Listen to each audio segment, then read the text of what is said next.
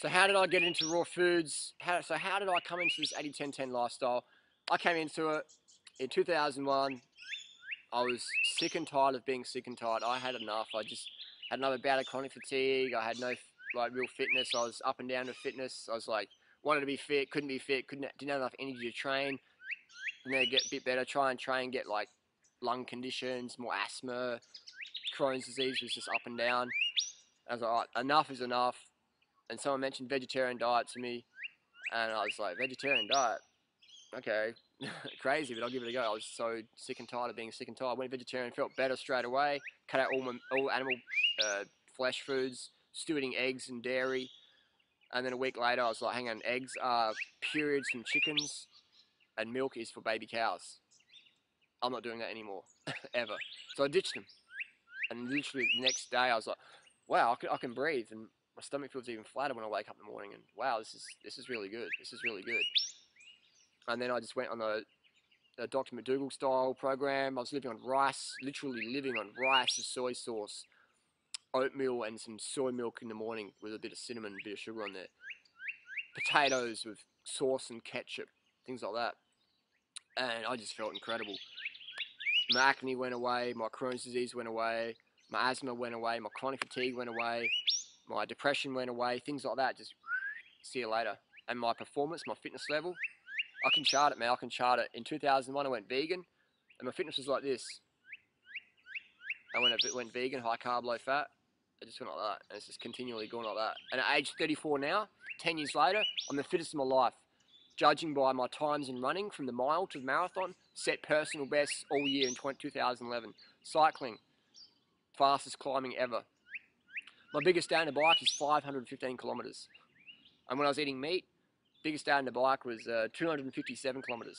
So I've doubled my endurance, doubled my stamina, which is unheard of without drugs. Unheard of. And my next goal for cycling is to crack 600 kilometers in 24 hours solo. I've already done 620 kilometers in 24 hours in a group of riders. I've done 1,243 kilometers, Paris in 51 hours 30, no support, but in a group of riders. But I've never done solo just by myself. So we'll see, 600 Ks in a day is coming up.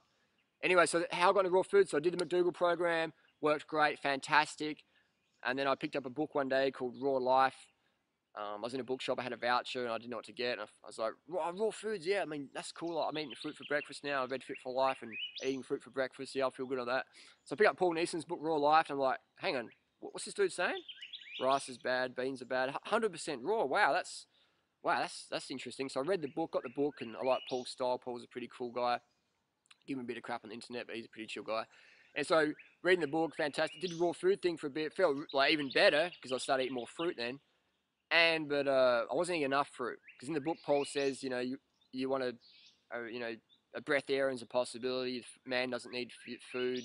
He quoted Hilton Hotem as man's highest consciousness. I think, wow, we don't need to eat. And I sort of believe that for a bit because I respected what Paul Neeson said for how he's an author. Maybe he knows what he's on about.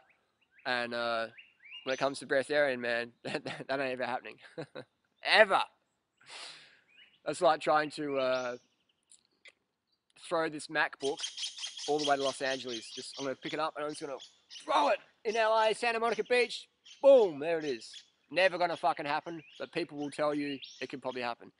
So, got into the raw foods, read Paul Neeson's book. Good book, fun book, but it didn't give me any caloric sufficiency knowledge there. I didn't know how to get enough fuel because I was eating like 5 bananas for breakfast or 5 bananas for lunch at work. And everyone around me is going, "You're eating 5 bananas for lunch, Harley? I think you've got a fucking problem." And I was like, "Oh, really? Like, is that too many bananas? Oh, maybe." And so I was just fading. I was flailing. And then I'd go out training with the guys or racing, and I'd be good for the first 20 minutes, half an hour, and then I'd just be like, "Oh." And they're like, "Wow, mate, raw food diet's working for you." Not. And so I just go back to McDougall program, and I just had fruit for lunch and fruit for breakfast, and then rice and potatoes for dinner. Did that for years, and it worked fantastically. And then I was like, no, I want to do raw food because I had a glimpse of a feeling just a little bit better, And I'm like, I want to go back there.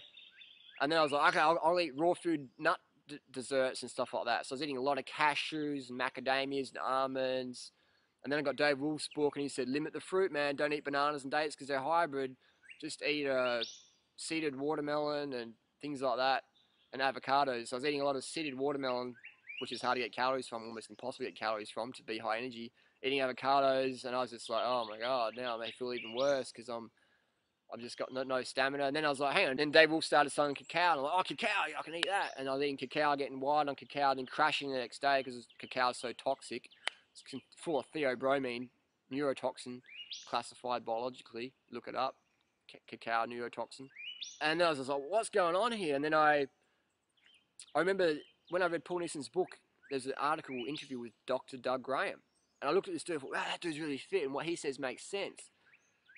And so but I started eating more fruit. Everyone told me I was eating too much fruit, and then I read Dave Wolf's book. I'm like, yeah, okay. And then I started emailing Doug Graham because I still had that glimpse of feeling really well on the bananas. So I emailed Doug Graham and said, what's going on here? I felt good for a bit, and then I crashed. And he's like, what are you eating? And I'm like, I'm eating this. And he goes, that's too much fat, not enough carbs, not enough calories. And I'm like, oh, I don't count calories. I don't have a weight problem. He's going, you got an energy problem, man. You don't have enough stamina to go as hard as you want to go when you want to go hard. And I'm like, yeah, that's right. So he said, you need to eat X, Y, Z amount of carbs per day. And I'm like, man, I don't count calories. And he's like, great, you don't have to count calories, just don't expect good energy levels. And I was like, yeah, whatever, mate. And I was a bit cocky with him back then, and I just sort of thought, yeah, whatever. And I just sort of would just yo-yo, you know, fruit, rice, got the fat down. Still felt amazing. Felt better than the high-fat raw, obviously. Everyone does. But then I went to, and then I was still like, oh man, this Doug Graham dude's pissing me off because I know he's fucking right, and I really need to learn how to put enough fuel in the tank. So I bought his book, Nutrition Athletic Performance, and I was like, yeah, awesome. And then I went to Health and Fitness Week in 2006, and I was like, holy shit, you guys eat a lot of fucking fruit. And Doug's like, we don't eat a lot of fruit, we eat enough fruit. And I was like, oh, enough, a lot, oh yeah, enough, you need enough. You need enough. You need enough sleep, you need enough water, you need enough fruit, you need enough carbohydrates. So then I just got into it, and I just went from there.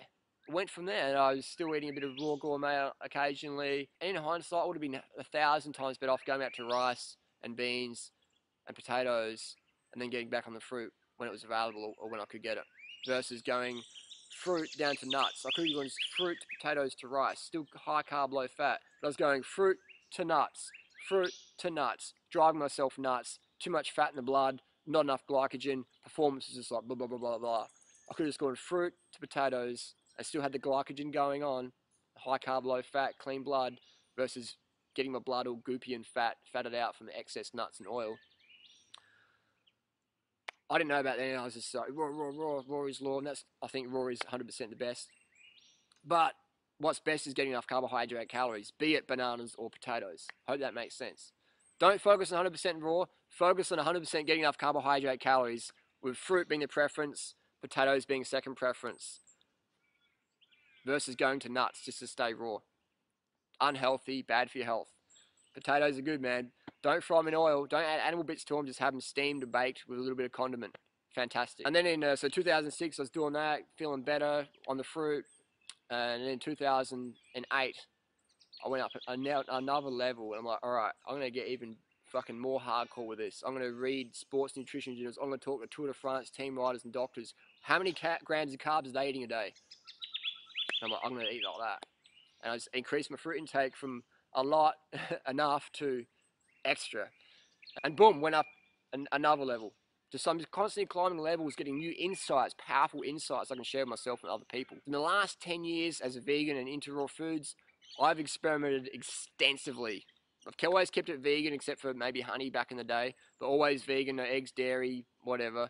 I'll leave those experiments to my friends, watch them go, whoa, that's fucking crazy. So what have I learned in those last 10 years? What can you learn from my experiences? What can you learn in the next 60 seconds that took me 10 years to learn? How cool is that? You can learn in the next 60 seconds what took me 10 years to learn. This is what you're going to learn. This is what I've learned. Fruit is the ultimate. Sweet fruit, bananas, and dates. If you get enough calories from them, you can eat any fruit you want, watermelon, oranges, bananas, and dates, but you have to get enough calories from them. Like my friend Mike Arnstein, he can eat way more than me. I can't eat enough watermelon or oranges or papaya to get enough calories. I need bananas and dates to get my calories. So I've learned that you got to get enough calories from your favorite fruits. Fruit is the best. It's the ultimate. Bananas and dates. Killer. Lightweight, high calorie, high carbohydrate, low fat plant foods. That's what I've learned. I've learned that you're better off going off raw foods onto potatoes, vegan carbohydrate dishes than going onto raw food desserts like heaps of cashews or macadamia nuts, high fat, carbohydrate deficient raw food vegan meals. You're better off on a high carb cooked vegan program than the low carb, carb insufficient, 100% raw vegan program. High carb is better, low carbs, fuck. I've learned it doesn't matter how well you eat, you need to go to bed early. You need to get early nights consistently.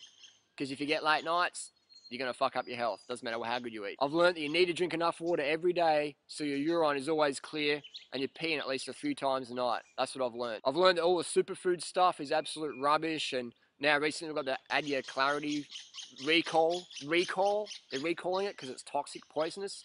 Hello, we were saying that for fucking ages, man.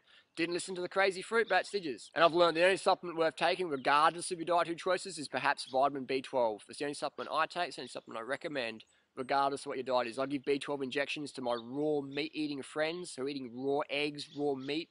They still have a B12 issue. Give me injections, levels jacked up, problem solved. B12 is the only supplement I recommend or take. The rest of it's just... Second biggest problem is social disapproval. People say, you ain't like a monkey, you ain't like a monkey, huh? That's all that fruit's gonna make you fat, or you don't get enough calories from fruit, like, you can kick my ass in the bike, but fruit's not healthy. All this stuff like that. So social disapproval, a lot of people can't deal with it. Personally, I don't give a fuck, man. I follow my heart, I follow health, I follow having fun. I don't give a fuck about the status quo, jealous fuckers, haters, drinking haterade, slipping on haterade, whatever. I don't really give a fuck about that anymore. I used to 10 years ago. I've learned just to not take anything personally. Sometimes people change, they regret what they say to you, so don't take it personally, don't freak out. Eliminate excess drama from your life, have fun, be the example, be the change you want to see. Who we are speaks so loudly, no one can hear what we're saying. People, if Dave Wolf wants to sue you or what, don't take it personally, just keep doing what you're doing. Mean what you say what you mean. Those that mind do not matter, those that matter do not mind. And social disapproval. It's the two biggest hurdles. Situational inconvenience, can't get enough fruit. Second one, social disapproval. Just don't take it personally. So be organised. Don't take things personally. That's what I've learned my raw food journey. Hope that's of some help. This is a fucking video I would have paid fucking $10 million to have heard back in 2001 when I thought, okay, I want to get into raw foods lifestyle. What do I need to know? So that's what I've learned. This is like a 10-minute video, 15-minute video. It took me 10 years to work it out. You lucky buggers. You're getting the secrets now. For free. Cool. I'm just giving stuff away, man. That's what life's about, man. Just giving and sharing, receiving and giving. It's one and the same. Give, receive. Just keep the flow happening. Don't hold on to anything. Don't block anything coming in. Just keep it flowing, man. Keep the flow happening. Give and receive. Pay it forward. See you on the road. Thanks for watching.